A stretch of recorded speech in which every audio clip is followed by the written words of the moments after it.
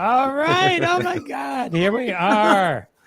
Oh, we are live. This is Crossing the Streams. This is so exciting. This is episode 69, ladies and gentlemen. Wow. 69. 69. I feel like there's a joke in there somewhere. Should we acknowledge that in some way? Cue. 69, dude. Tony's got it. So we got Tony back. Hi, Tony. Hey, What up? Tony. What up? What up? What up? But we also have to acknowledge that we have our OG back. Howard Rosner is back. Yeah. After a long time away, we welcome Howard back. About time. You didn't take the time to deep fake Photoshop me in there. No, I had to rush. I had a lot going on. Fair enough. But Are we going to get a Rosner rant tonight, Howard? No, I don't. I haven't worked up the energy for one yet. I might. Never know. Something might come on. Let's do the theme song. Tony, you want to lead us off? Let's do it. Wait, why isn't it? Oh, there we go. Okay.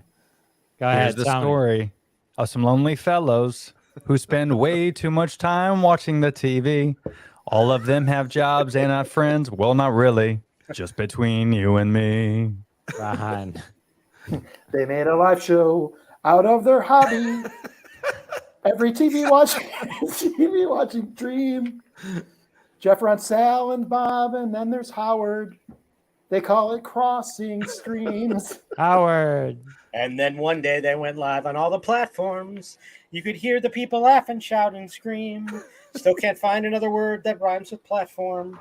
But man, we cross the streams. Everyone, we cross the streams. We cross the streams. That's the way we do it here. We cross the streams.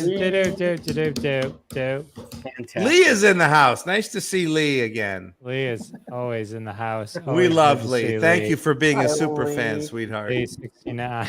All right, thank you, Lee. Hey, Jerry. Fellas, Jerry, how are you, buddy? All right, this is good. We have a great show. This is gonna be a super duper show. Let's get a couple things out of the way. Let's give a moment for Ukraine. Indeed. I love that you do this, Jeff. I think it's a very I didn't think of this, Well, Yeah. it's the least I can do is put a flag up for 3 seconds on it. I know, but but you keep doing it, and that's the thing. I think what Bob is trying to say, when you have a show as famous as this one, the fact that you're able to carve out time is exactly right. That's true. Well, I had to cut the orphan commercial that would normally have come. Well, I mean, let's be honest. The average Facebook user had the Ukraine flag up for about a week and a half, and then they took it down in favor of some, bullshit party they went to.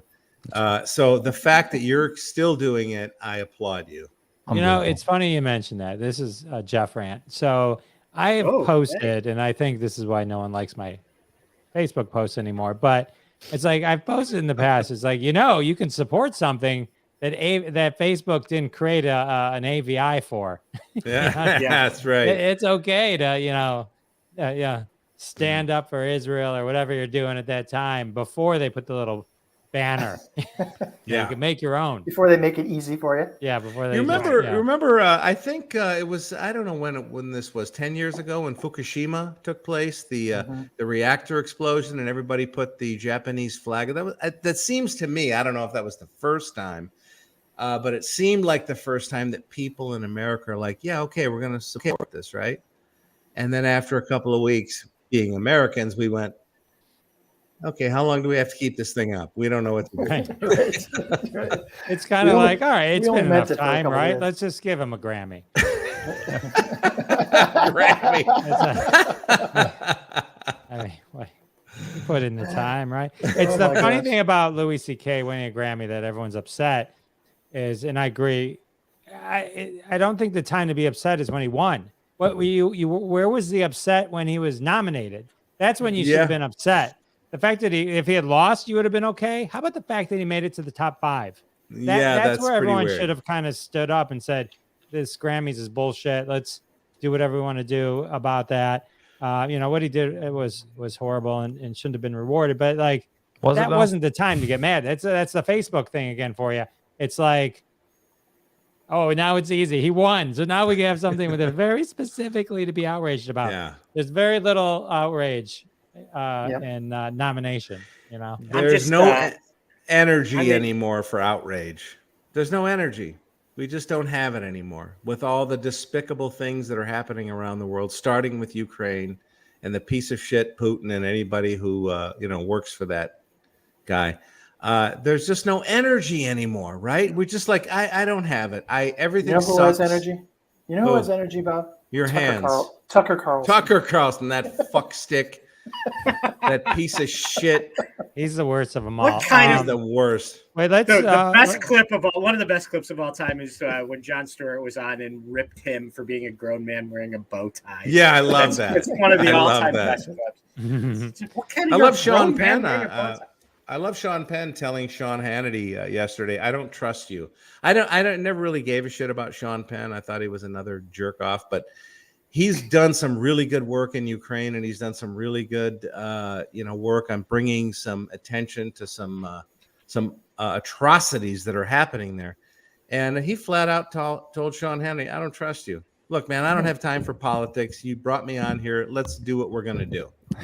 Good on you, Isn't a Sean. little bit suspicious. My wife. Is that a ballsy thing to go on Sean Hannity and be Sean Penn and say, "I don't trust you, Sean Hannity"? Yeah. What else did Sean Penn say in that scenario? This big the balls were on that guy, and I love him for that. Isn't it just a little bit suspicious though that every time there's some major tragedy somewhere around the world, Sean Penn just so happens to be there? It is kind of funny. What if Sean there? Penn is doing all this and we don't even know? He's behind it all. He's like Munchausen the world. He ruins it, and then he's like, "Oh, I'm look who's here to fix it." It's me, Sean Penn. Oh, Sean Penn is Munchausen the world. He's unsealing all of the 7 signs. I'm pretty sure that's what he's doing. Fucking Good Sean point. Penn. What do your hands have to say about that, Ron? Let's say hi to Tony Hey, Berardo. Hey, Tony. Hey. Return. He's one of our friends of the show. He's been here a million times. Tony, Multi. remind everyone where they can find you after the show. Yeah, so check out that last name, Berardo. You don't have to pronounce it, just spell it and put the in front of it, .com at the end of it, theberardo.com, podcasts, video, reaction videos, right reviews, all that jazz is all there. And then on Instagram at the Berardo. I have a podcast about health, wellness, social interaction. So I interview guests from all walks of life, experts in various fields. So it's a lot of fun, educational, funny, and very stupid at times. But yeah, check it out. Thanks for having me on, Jeff. It's always good to see you guys again. I'm glad everyone's healthy. Good to have you with you. Thank you. Good to have you, brother. All right, real quick, Jerry and Carmen's drinking rules across in the streams. If Bob or anyone here drinks, you drink. If we have a technical issue, so I think we're technical free so far. You guys drink. If we have to ask what platform a show is on, drink. If we forget to, they put us up on the screen. Oh, if we put, I guess that's there. You think after 50 times reading this, if we put your name on the screen, drink. If we forget an actor's name or forget anything, drink. Now, Jerry is a super fan, so we have a special contest. He approached me and he wanted to do this. I put his art up in the past, and he's very, very, very nice. Oh, shit. Wow. So if you go to my Instagram, at Jeff DeWaskin Show on Instagram, you'll see this image posted. It should be there right now. And there's directions in it. If you repost this picture and use the hashtag and at me, at Jeff DeWaskin Show, and then, or you can put this picture into something else. Jerry's going to give away an original hand-drawn 3x5x5x5 drawing, one of these, or you can choose another one. You can go to his account at Jerry Chacone, Chacone. Jerry, Anyway, you guys, you guys can enter too, and everyone can enter. So go have fun. He wants to give it away. Prohibited? So no, not where prohibited. Just have to be United States, so we can mail it to you. Jerry, But, please send me the Betty Page, whatever you have on Betty Page. well, you have to enter, and you can maybe win. So, all right. So that's good. Thank you, Jerry, for that and your wonderfulness. So head over to the Instagram. I'll put That's it up beautiful again. stuff. Yeah, I'll put it. It's really good, right? I mean, it's Who's the guy in the upper left? I don't know why I don't recognize him. Who's this guy? that's a Jerry good- Chicago. I know Walter Wolfman? White and Betty Page. Oh no, you know who and that Darth is? Maul. You know Who's who that is? No, You know who that is? I don't know. That's from Sin City, Mickey Rourke. Is that? Oh, Oh, I yeah. saw Sin City. I don't. Oh, now I get it. Okay. Yeah, when he gets all fucked up. Yeah. Okay. Yeah, I'm pretty sure that's him. Okay. You're That's right. really good that though, is him because he's got It that is. big chin in the movie. Yeah. Like, yeah. Marv. I like it. Marv. All Great right. movie, Sin City, by the way. That is a good movie. That is a really, really good movie. Unfortunately, seeing that and liking it led to us seeing Sucker the next Punch. movie, Sucker Punch, which Worst was movie. one of Worst the movie most- ever. I which love was it. up there with seeing Showgirls in the You movie. love theater. Sucker It was that Punch? bad. Horrible, horrible, It's a horrible. All terrible- right. That's an awful movie. It's Let's really let's awful. get into the goods. Last week we talked about Teen Wolf, Family Why? Tree, Draft Day, and That's it? Bikram. There you Bikram. Who is the who did Draft Day? Sal. Sal. Did Sal like it? I love Draft Date. I recommended Oh it my to him. Did God. you like it? Did you like it, Howard? It's absolutely a horrendous. And Well, okay. You unbelievable. have an insider's perspective on that because you've worked in professional sports. Howard went in thinking it was about a windy Wait day. a second, Jeff. It was about- Didn't you give it 5 tomato sauce jars? He did. He loved it. He loved I it. love that Wow. movie. I'm gonna It's have the to have a rom-com conversation of with Sal. sport movies. It is.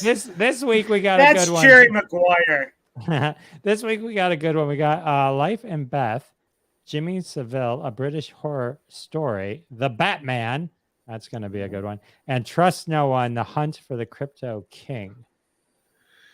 It's deep, Spicy. deep and dark this I week. know. Let's go. Yeah. Let's kick it off with Trust No One, All The right. Hunt for the Crypto King.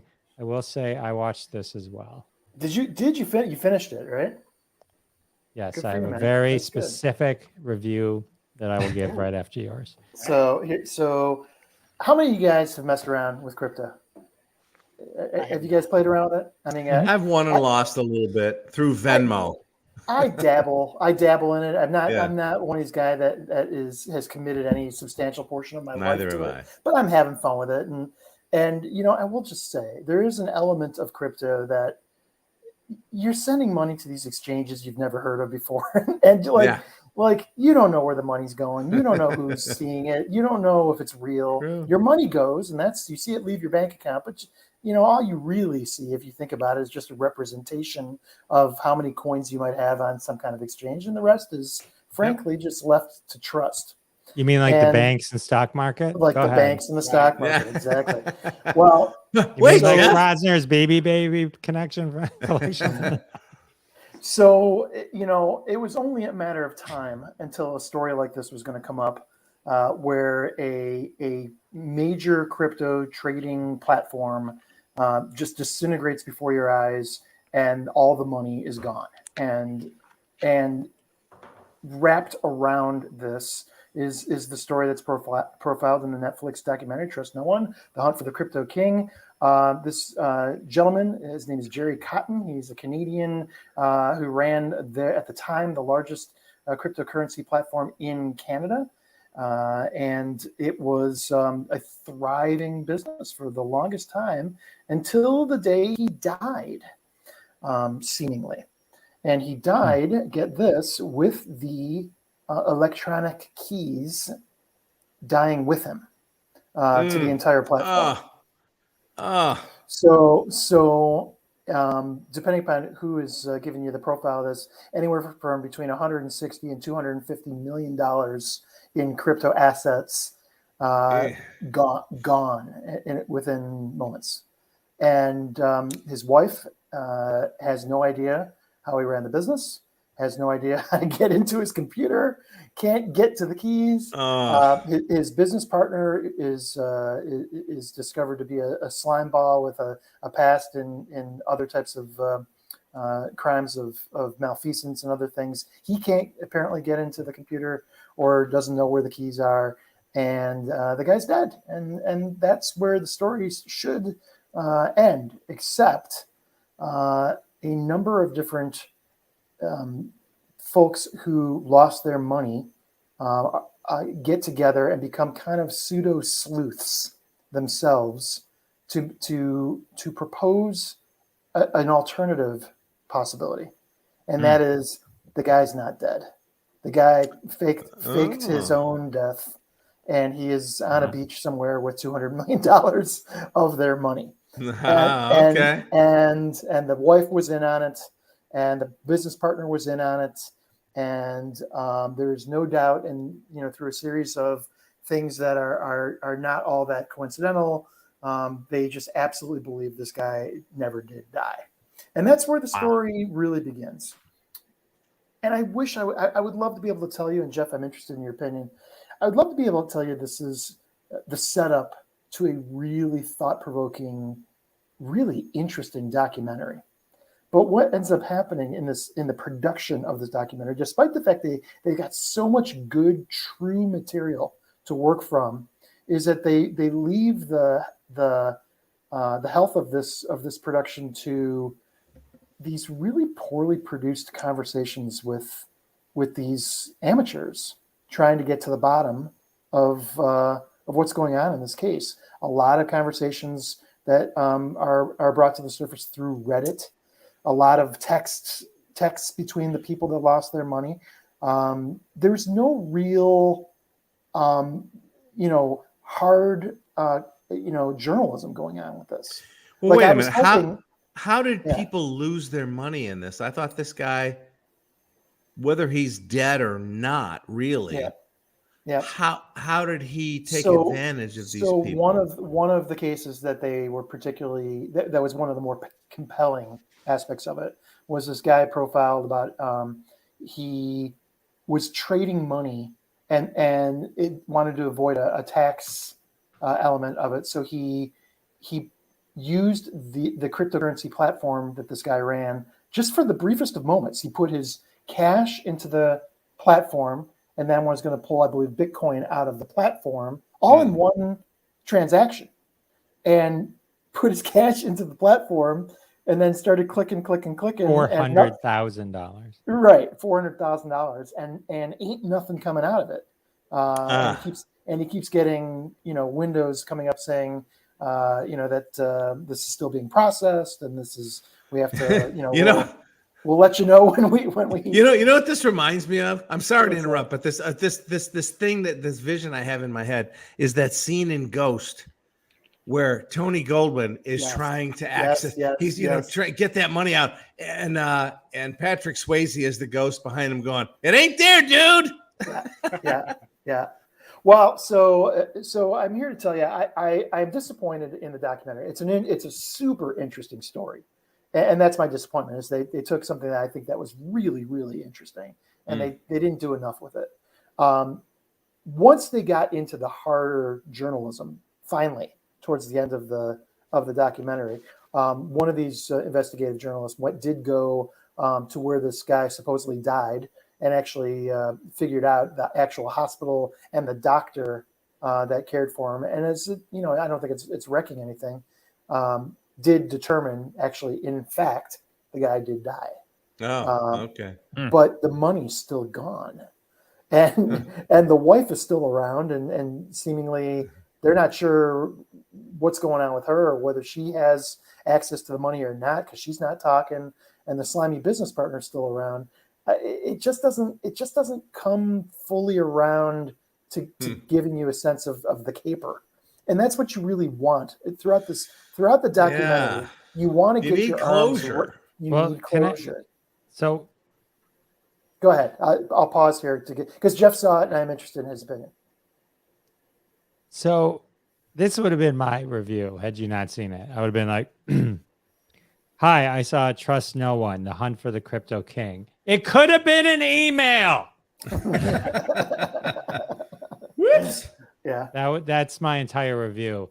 Yeah. Netflix has a now pattern of taking non-stories and turning them into an hour and 30, 40-minute story where at the very end, the last 5 minutes, you realize, oh, there really was no story. That's right. They just dragged me along for an hour and Jeff, 45 minutes. Jeff is entirely right. That is the what do you want to call it, the end result of the idiom that content is king, which is to say, keep providing content. We don't give a shit where it goes. Just keep providing us with content. Do you remember shows like That's Incredible? Batman Yes. Oh wait, hang on. Do you remember show? We'll get to that. We'll get to it. Do you remember shows like That's Incredible or just anything, or even the news, right? Even the news knows this is only, or in search of, this is only good for 5 minutes. Yeah. Right? This should be a segment like this, like Unsolved Mysteries, where they do a 10-minute thing, or that's all. So the pattern of events here is that you realize all this was just a Ponzi scheme. It was just they just screwed the guys. This has nothing to do with Bitcoin. This has really nothing to do with crypto, except this is how this guy screwed these people, happened to be through that media. It'd be like a Bernie made. I was going to say it's headline reading. Right. With It'd be like doing a That's what it is, Bernie Madoff hour and 45 minute where all they do is show you cash. Yep. Like, there's something about cash going on here. What's going on? They're just moving cash around. Do you remember the vanishing at the Cecil Hotel with the Elisa Lam, the girl that went there? She was, and then she disappears and she ends up in the water tank. Right. Oh yeah, that was awful. And so that one and this does a real disservice to people who are actually detectives, right? Because it just shows these people, you can't go online and solve a murder. I'm sorry, you can't. I don't care what you think. You can't go on YouTube and understand how vaccines work if you're just Googling random stuff. Okay, there's just certain things you can't do. And they try to make it seem like these website warriors, these website detectives are valid in any way, and they're not. And they make it worse, actually. Well, so let me. I know I'm running out of time here. Let me say one last thing, and that is this: that when the Bernie Madoff comparison is a good one, right? But here's the thing: I'm not a hedge fund guy. I was never going to be part of a hedge fund. I'm not that rich. I'm never going to be that rich. It was an interesting caper, but it didn't really resonate with me personally. Whereas the crypto thing, so many people are just dabbling in crypto, and we're all asking ourselves the same thing: is it really safe? Are these exchanges actually safe? Are we ever going to see any of this money really? I mean, you can't help but ask that if you dabble in this at all. And so, just on that basis alone, I thought the documentary was going to answer that question for us, and it didn't at all, Jeff. Exactly to your point, it really just is a bad story of a bad dude who just stole everybody's money, and that's it. And crypto was the backdrop. It had nothing to do. It was just a sexy word to throw around. That's exactly right, Bob. Well, and not to drag this on, but there's a documentary also called Bad Vegan, which is pretty good. Yeah, I've heard that. It's called Bad Vegan, and she owned a vegan restaurant. The rest of it has nothing to do with vegan. Has nothing to do with that? Right. So, but it was really good, and I'm Except vegan, that we so hate I watched vegans. it. Yeah. So, I mean, it's the trend now, man. You know what I mean? Like people click it, so it works. So kudos to Netflix. Every time I think about Bitcoin, it reminds me of the scene where DiCaprio in Wolf of Wall Street is selling the penny stock, and he's talking about aerotime and how they're doing cutting edge technology, and they flash and there's a little sign on their garage. That's cutting edge technology. Right? Yeah. All right, let's move on to another bad man that took people's money. I love this movie. I'm kidding. I haven't seen it. We're going to discuss the latest Batman, and Tony Berardo is going to lead it. Jeff is just staring stuff up, kid. So let me first off by saying I'm biased because I'm a massive Batman fan. You can't see this whole area. I mean, I'm even wearing Chicks Dig the Car shirt, and that's the Batmobile. So, I mean, I'm a huge fan, always have been since I'm a kid. So, but I'm a comic book lover as well as live action. So let me first off by saying this is I think the only issue that people have with this film is you hear it all the time where it's dark or It is dark. it's too lengthy, or the pan in and the pan outs are too, I give me the action. Let me tell you why this is the best Batman movie ever made.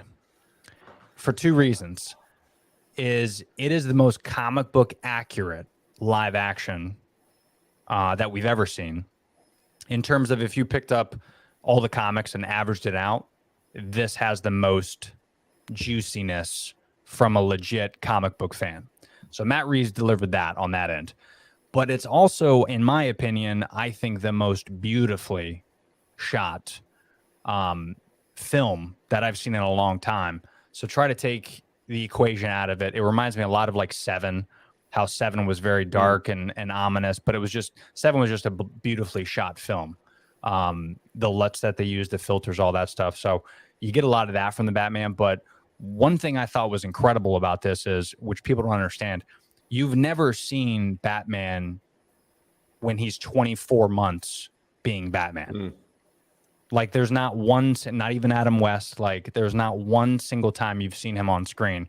So you can't really compare this to anything else. And I know what people are going to say. Oh, The Dark Knight's still the best one, bro. No, The Dark Knight is maybe a better movie. Maybe. But it's only a better movie because of why? Christian Bale. No, come on. Don't fucking insult me.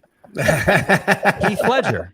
Yeah, Heath Ledger. That was a Joker movie. Get the fuck out of here if you think that's the greatest Batman movie ever. It's a great Joker movie because Heath Ledger steals the show.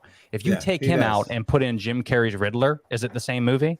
No. No. It's so take that out of the equation, but you look at like Batman as a whole and you appreciate kind of this whole film. It's 3 hours, this long time, but 2 hours and 51 minutes, he was in the suit. Yeah. So for me as a Batman fan, and if you're a comic book lover, and if you love Batman, you look at that like, again, we've never seen that before. And, well, it's not a lot of action. Well, there is a lot of action, but thank you, bro. Appreciate you. Devon. Is it Devon? You go, Devon. Yes. What up, Devon? Thank you, man. Yeah, but I agree. The big thing I really appreciate about this is when I talk about year two Batman, the one thing that's great about this is you really, see at the whole end of the movie, you understand that the Batman is really his true identity and Bruce Wayne is his mask. Yeah. Everyone talks shit about Robert Pattinson not being a good Bruce Wayne. You got to remember, he's still fucked up in the head. So he's still trying to deal with how to juggle being a billionaire as well as being Batman. What I hated about Nolan's take was he goes to the samurai thing with Ra's al Ghul. He comes back the next day. He hops in the plane. He looks at Alfred. He's like, I want to be a symbol. And then the next day he gets all the gadgets. That's not how it works, right? So you need gotta at least remember 3 days. You got mail order. Right. Something comes in. And then they it's got wrong, to tell you you that gotta it's on a make it ship back. in L.A. Harbor. Right. You Then it can't gets have it for a delayed. month. It's like it's going to be there between 6 and 10, and then it's like no, it's not. It's lost. It's going to be there in a week. So there's a lot of growth that I could see from this character. But I think when you see like the third film of Robert Pattinson, he'll be up to par with maybe the world of what Nolan created with The Dark Knight, because he'll be at like year 5 or year 10 of being the Batman. So you just have to appreciate the detective side of it. And again, a lot of people don't know, and I'll try to keep this short, but 1939, I think, or 38, that was the very first comic book that came out. It was called Detective Comics, and it featured the Batman. He didn't even have his own comic. And then eventually the Detective Comics turned into DC. So the whole idea of Batman was not jumping off buildings and fighting the Joker. It was him in a room as a detective, very Dick Tracy style. And that's what this movie gave. So if you could appreciate the character as a whole, it's the best Batman film. But if you just went in thinking, I want to see some action and, I want to see some hardcore Batman scenes, you didn't get it because he appreciated a little bit more of the character. And I could talk about Paul Dano and his incredible acting in this. I could talk about a lot of stuff, but that's just my quick take. I don't know. I'd love to hear everybody else's opinion. But I agree with you completely. Maybe the only divergence here is that Dano was the least compelling of all the characters in that movie. Oh, you didn't like him? I didn't like. He was inert to me. I didn't care. It was like it was all about the Batman to me. It was all about Pattinson. Dano could have been. I mean, it could have been anybody mouthing those lines or doing what he did. Which character was this? The Riddler. The Riddler. It was just I don't know. He was fine. He was a placeholder for me, but I didn't care because the rest of the movie was so compelling. And I don't want to take up a whole bunch of time here, but I'm going to agree with you completely.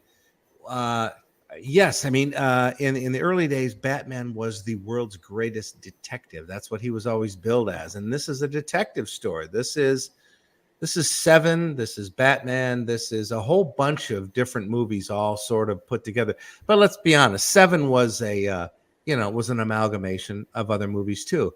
The last thing I'll say is one of the things I agree with you on is that you join him in year 2, in the beginning of year 2. And what I loved about Matt Reeves' take on this was that he didn't care. He didn't even try to touch on how Batman became this badass fighter and had all this gadgetry. It was just, he's got it. Okay. This is him. This is the way it is. He's a badass and fucking, this is what we are. Right. Yeah. And there was no time spent on that, which to me was always the least compelling of all the origin stories, the whole thing, his parents getting shot in the alley. It's like, okay, I get it. Whatever. It was. I get it. You suffered trauma. Yeah. Horrible trauma. I'm sorry. Go kick the Joker's ass. So I agree with you. I love the movie. Yeah, and it's beautifully shot. I mean, again, there's just so many great things. Now, the one thing I will say is my only criticism to it is it probably would have been 2 hours and 20 minutes if there was less pan ins. Yeah, right. True. Because there's one pan in that I think it was when they caught the Riddler and they're looking at the diner. Yeah, that's like true. 90 seconds. It really is. I get it, but then also I've seen it 3 times. Yeah. So you spent really 9 appreciate hours watching this Batman movie. Yeah, I've seen it twice, and I never watch things twice. I loved it. Yeah. All right, Ron. Let's let Ron throw in his opinion because Ron's got an opinion here. Ron, sorry. He hates this movie. Holy shit! This was the worst 3 hours I have spent in friggin' years. Well, your hat is on too tight, Tony. Man, you're like something's happened with blood flow here. It was the most boring. Like every angle of this movie just dies. There's no good discussion. There's no good action. There's no good plot. John Turturro sucks. And I love John Turturro. Nobody's a bigger John Turturro fan than I am. And what about the Penguin? Did he suck too? Colin Farrell? So listen, I got you. Sorry, I had to say that. Listen, Colin Farrell is Colin Farrell. I don't have a problem with him, but Paul Dano, I thought the Riddler character was completely stupid. I thought Zoe Kravitz was interesting until she absolutely wasn't. It was a waste of time. The whole movie. I can't believe you saw it twice or 3 times. You saw it 3 times. Yeah. I will see it again, Ron. And I never see movies twice. I will see it a 3rd time because I love that it's 3 hours. I just sort of let it wash over me. I loved it. Well, then let me just say I am going to then admit first. I'm not a big superhero fan anyway, so that's to set that up. But I'll just say this. I don't understand any of your points, so that makes me think that maybe I just don't understand. I just don't understand, and because I don't understand, I'm never going to get it. I haven't seen it, so I don't have an opinion. But I've heard people either love it and it's the best movie ever, or they hated it. So, Tony, Tony, what year were you born? I'm 37, so 85 I was born. Okay, yeah. Right. I started, just to give you some background on my love of Batman, I started collecting Brave and the Bold, which was the Batman team-up comic book. I started collecting Brave and the Bold somewhere around 76. So I've been a Batman fan for a long time. Give it to me. Don't understand. I didn't see it, but I don't understand. If you want a fucking graphic novel, read a graphic novel. You don't have to turn. Why can't a movie be entertaining? It is a graphic novel. You're right, Howard. Right. Why It can't is. a movie be entertaining? That's why I love the Marvel movies and hate the DC movies. They're not entertaining. You don't have to have a fucking. You don't have to hold your iPhone light up in front of your face because you can't find your popcorn in the movie theater because it's shot so dark. Yeah. Howard, This has become a roster rant. Like, why can't a Batman movie be fun? Like, Right. Now hold on, I don't hold on. understand it. Yeah, I get what you're saying, but since you are a Batman fan, I need to put that fucking rant down. A lot of fucks going on here. This is a Tony rant. So here's my take on it, and I get what you're saying. Is if you got HBO Max, show of hands. Okay, so you can go on the DC side of things, and you can look at the animated movies made back in the 90s, and they're rated R. They're graphic. Sure. DC has always been graphic. It's always been violent. It's always been dark since the comics. The reason why 3 good DC movies, legitimately hold on. good DC movies. You're right. You're right. The movies have sucked, and that's where Warner Brothers got to pick up their nuts and do it right. But what I'm saying is, though, the reason they're dark is because that is the true culture of DC. But I think Matt Reeves has something here, Rod. You got to see it because I think this type of dark fits with the theme. You know, the whole idea, and I'll leave it at this. I'll try to. The whole idea that no other movie has portrayed that I thought was gorgeous Devin. was, I love it, was that Gotham City in the comics was treated as a character when it was being narrated, when it was being talked about. Gotham City was like a character in the comic. And Matt Reeves' Batman does a great job of creating this disgusting environment that's raining. It was raining the entire movie. Because that's how it is in the comics. Yeah. And it's dark. And from the narration from the get-go, talk about Sin City, it reminded me a lot of Sin City where he's narrating the beginning of it. That's what Robert Pattinson does in the beginning of this. And he sets the tone and he's journaling about it. Like, that is dark. This is some guy that's dealing with some heavy shit. And it portrays in the cinematography. If it was a Marvel film and he's like portraying the city is dark, I am the shadows, and it's like this light foo-foo shit, it wouldn't make sense. The tone of the film matches the tone of the characters in the city, and I think that's why it's That's a very good What I'm point. saying is, stop making Batman movies. That's what I'm saying. You're never we going to love make Batman it movies. I know, Russ. but you're never going to make it entertaining.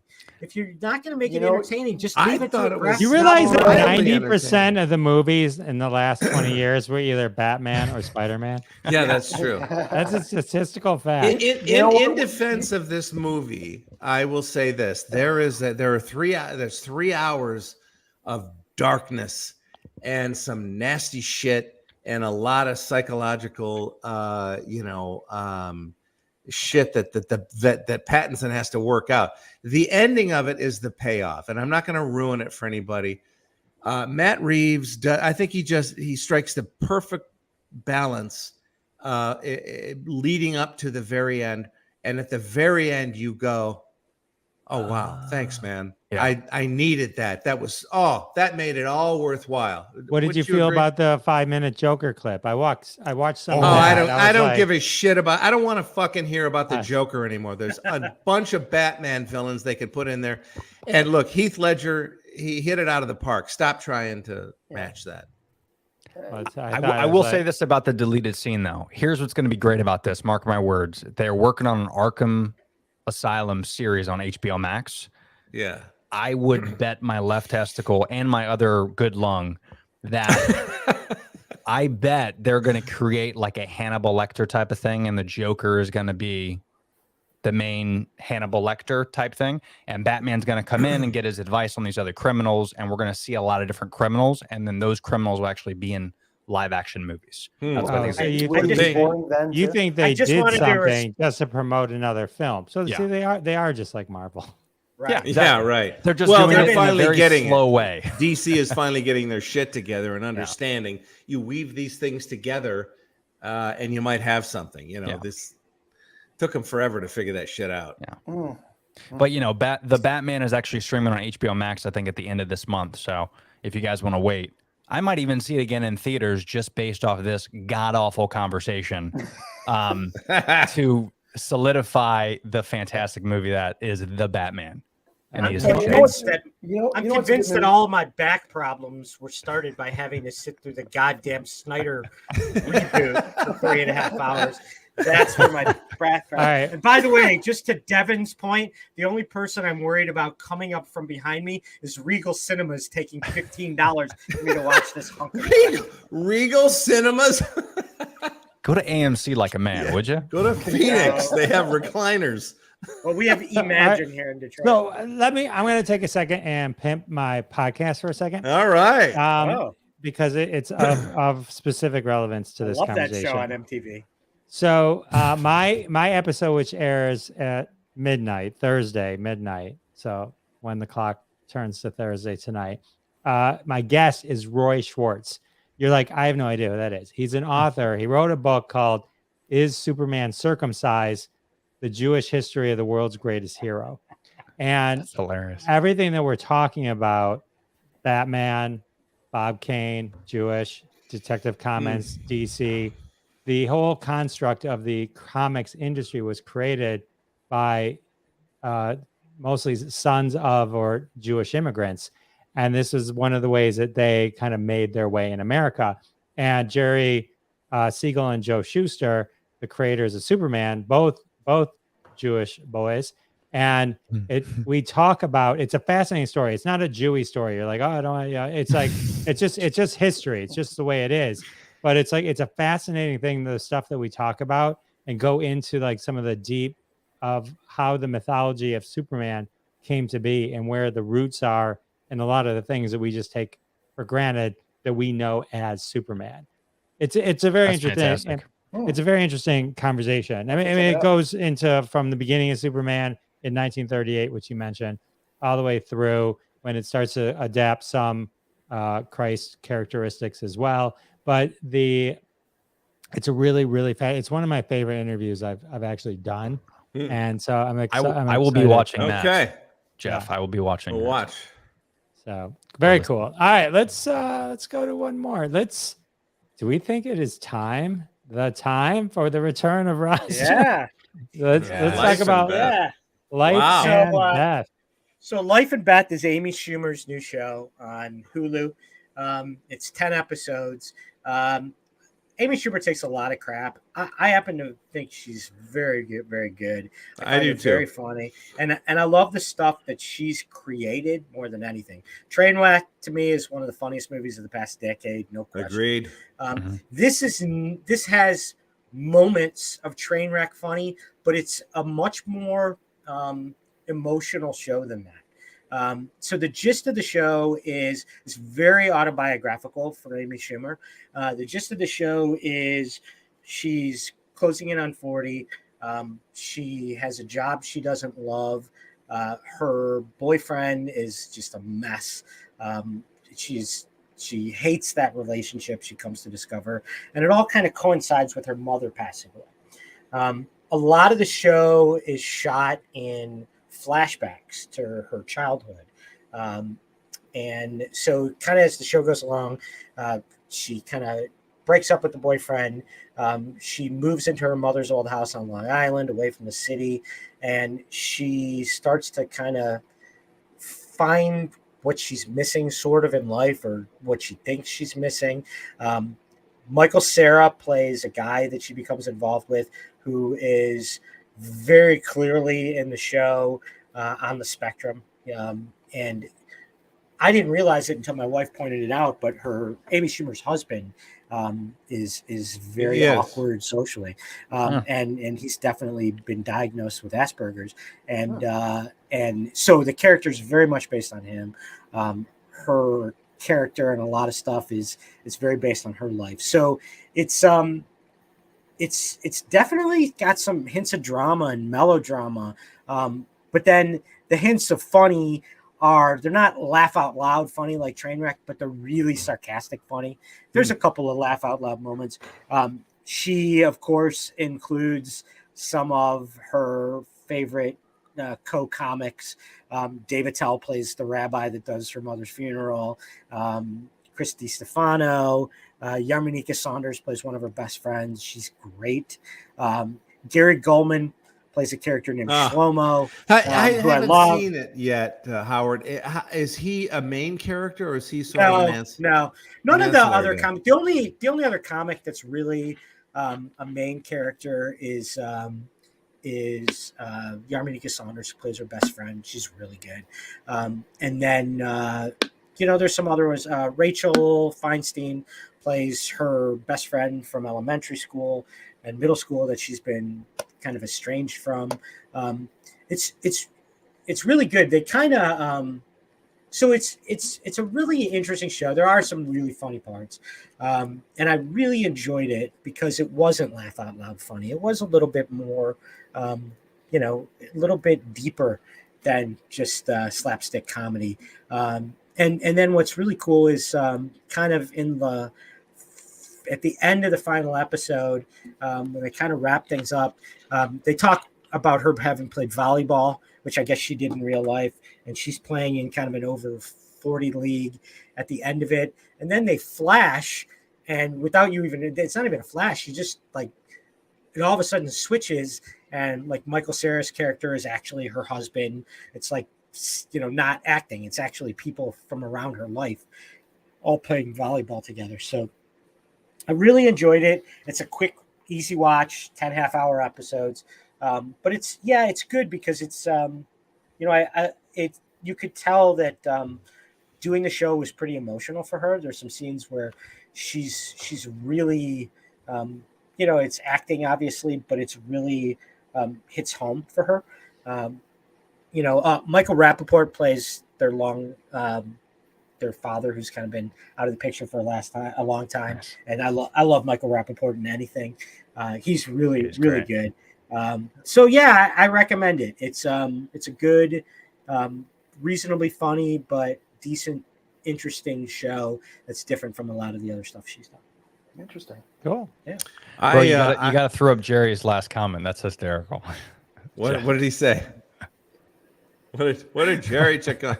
Never. No. His life Sounds is dark. in the Is it in the universe. DC universe? His life and No, could be. There's actual hints of comedy and fun, so it's definitely not in the DC universe.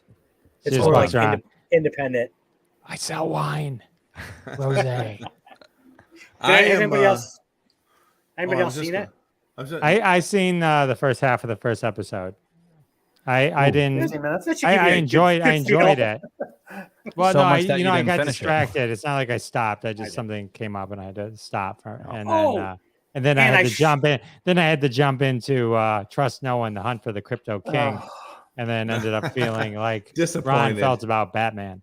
And I should mention, the last time I was on, I think I did a review of the Bridget, what's her name show on On Nielsen? HBO. No, not Brigitte, and the character. I think I said at the time that to me one of my favorite, most heartwarming TV characters in a long time was a character named Fred Rococo in that show. And the character, the actor who plays Fred Rococo, plays a key character in the first few episodes of this show, her boss. And it's just so funny and such a good character actor. Very Yeah, cool. we wanted to see it. We wanted to see it, so I'm glad you said that. I love those dramedies or those dark comedies. Like I'm into that. So yeah, we'll check it out. All right, we're gonna check it out. And you know what else? I am an unabashed Amy Schumer fan. It's fashionable these days to bash on her. Look, she's funny, okay? She wrote one of the best screenplays of the last 10 years. Trainwreck is a fucking funny movie. One of the funniest. It's funnier than any Judd Apatow comedy that he's put out.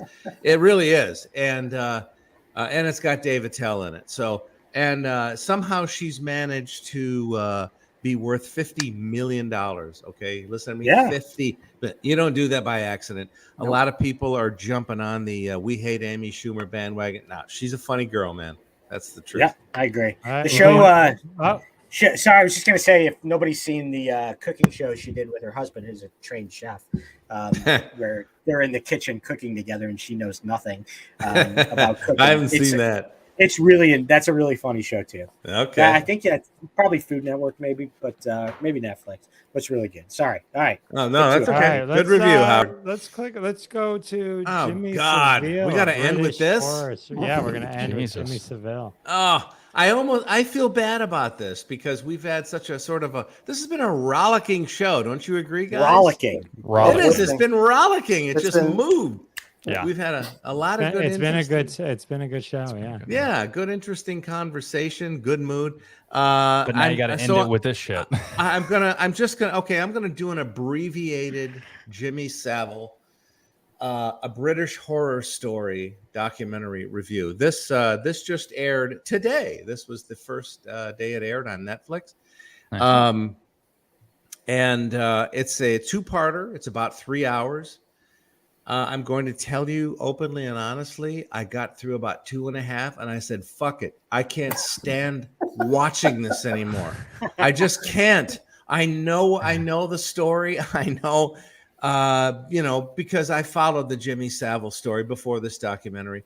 This guy, okay, I'll just do a very abbreviated, encapsulated version. This guy was the world's worst pedophile for 40 years. Hiding literally in plain sight in England. There were something like 450 cases raised against him at his death. And you can probably multiply that by 10. Okay. The number of not just children, but also adults, handicapped people. And it was, the depravity of this guy is boundless. There was also a word that he was what's the word for a guy who has sex with dead people? I don't know what that. I don't even know what that is. Ron knows that. Ron knows it. Necrophiliac. Yes. So name the disgusting sex crime, and this dude had done it multiple times. He talk about hiding in plain sight. He made Michael Jackson look like an amateur. You know what I'm saying? This guy, for 40 years, he was knighted, for God's sake. He was knighted. He was a fucking knight. The queen knighted him. He was a friend of the royal family. He hung out with Prince Charles, and I don't mean in an ancillary way. He hung out with this dude. They exchanged letters. They hung out. They had lunch. And Prince Charles asked him on multiple occasions how to deal with certain aspects of what was going on in British society, what was going on with a particular charity, and how to address, whatever was going on. Because according to Prince Charles, Jimmy had the pulse of the people. Okay, I don't even mean that in a funny way. I mean, he of course he had the pulse. He had his hands wrapped around everyone's genitalia. He had the carotid artery of the people. Yeah, he started as a disc jockey and became known as England's best disc jockey. He hosted a Top of the Pops, which in England is a huge thing. It was like American Bandstand times American Idol. That's how big Top of the Pops was. This is where every British artist got their start, and he hosted this among other people. He managed to sidle up to everyone of any kind of influence so that he could conduct his crimes in hospitals, on children that were being treated for cancer, adults that were being treated, amputees, quadriplegics. This guy, he didn't have. There were no boundaries to this guy, and so I thought, I was going to give sort of a chronology of him, but it's pointless. If you want to watch 3 hours of literally the worst man that ever existed on earth, besides Vladimir Putin at the moment, or watch Robert this. Pattinson. Yeah. Yeah. according to Ron. The thing is, there's nothing. What I got out of this was, I mean, he literally groomed an entire country. He groomed the world. He told the world, and he said on multiple occasions and in multiple ways, "I'm going to jail." He literally said that. He said that. He fucking said, "I'm going to jail if they ever figure out what I've been up to." Ha ha ha ha. And everybody laughed with him, right? He said these words. He said, "You don't know what I do on my off hours." Ha ha ha ha. Well, it went unchecked for 40 years. They finally got him after he was dead. Okay. Almost like he wanted to be caught. It is. That's exactly it. He was putting out all kinds of signals. Just like the Riddler. The Riddler, literally the most boring villain in movie history. I'm sorry about that, but this guy, all you can hope for is that there is a hell and he's rotting in it. I could go on, I could give you I'll say this about the documentary. The first half, it lays out all the kinds of things that you need to know for you to understand how an entire country could be duped by this man. And by the way, I think England is something like 54 million people.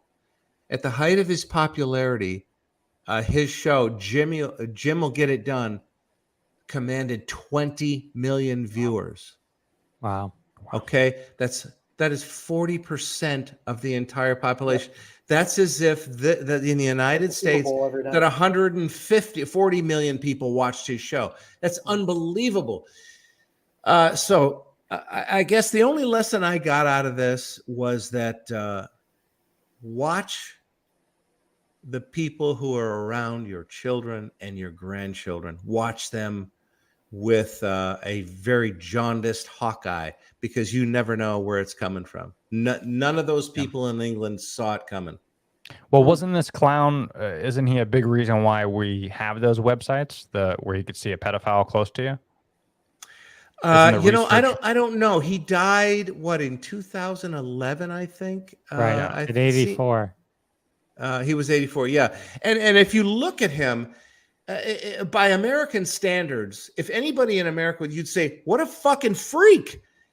And the Brits just went, oh, look, he's great. The gnarled fucking cigar-stained teeth, the weird glasses, the scraggly hair. I mean, I don't know if they just became inured to it or what, but literally, the only lesson I got out of it was, first of all, believe your children and your grandchildren, or any children around you who tell you that something felt off, because they're telling the truth. It seems fame is a shield, and people are just kind of. I mean, we've had a number of recent, examples of this. Starting. All right. Well, I'm depressed, but I know, and I hated to end it that way. I almost wanted to do like a bozo retrospective. Maybe at the end, Bob, it sounded like you were enjoying it. Actually, no, I'm just hoping that the flames are crawling up his ass. Yeah, never go outside. That's the lesson. Never go outside. All right, Tony, wrap up as Batman. Oh yeah, I am the shadows. No, so thanks for having me on as always. Appreciate it, and I'm glad I was able to talk about the Batman. So head over to my podcast, the Berardo Podcast. I'd like to thank my sponsors, DC Films and Warner Brothers, for supporting the podcast. No, but check out theberardo.com for all my content and more reviews, not just all Batman stuff, but health, wellness, social interaction. And I interview experts. So hopefully I can be on again. I appreciate you guys. Good to see you. Glad everyone's healthy. Keep it up. Good to see you. Cool. I have a question for you, Tony, after the show. Rod, say goodnight. Welcome back again. Good night. Good to be back, guys. Ronnie, say goodnight. I think I want to kill myself. I'm sorry. It's due to my review. I really am sorry. Bob, say goodnight. All right. Catch me this Thursday with our show partner, Sal D'Amelio, at Genetti's Hole in the Wall Theater. We are sold out, so catch us next month. And next week, you can see me in Tempe, Arizona at the Tempe Improv. Nice. You can catch Bob on the Sal and Bob Show and Jeff Dwoskin on the Live from Detroit, the Jeff Dwoskin Show. Perfect. All right. Okay, one more time. Let me kind of just say, head over to Instagram. You'll see that post. It has all the directions there. Love for you to enter. Jerry's just dying to give away an original hand drawing. So check Great that job, Jerry. out. All right, everyone. We'll see you next week. This was a fabulous episode. And that has been another episode of Crossing the Streams. Join us every Wednesday at 9:30 p.m. Eastern Time, live on Facebook and YouTube. Follow the Jeff Dwoskin Show on YouTube to be alerted every time we go live with your hosts, Jeff Dwoskin, Ron Lippett, Howard Rosner, Bob Phillips, Sal D'Amelio. We're all in the socials. Follow us. Listen to our podcasts, Live from Detroit, the Jeff Dwoskin Show, the Sal and Bob Show. Check them all out, and we'll see you next week and every week when we cross more streams right here.